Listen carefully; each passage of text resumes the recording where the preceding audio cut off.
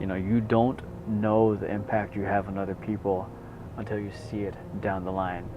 I mean, you think, you know, short term, you know, it might be no big deal, but in the long run, you know, that's kind of unpredictable. You don't know what kind of inner dialogue or how it might shape their perception of you or themselves may be. You know, that's something I think about a lot in terms of being a dad, because with Jordan, I'm gonna be, you know, that role model for a very long time.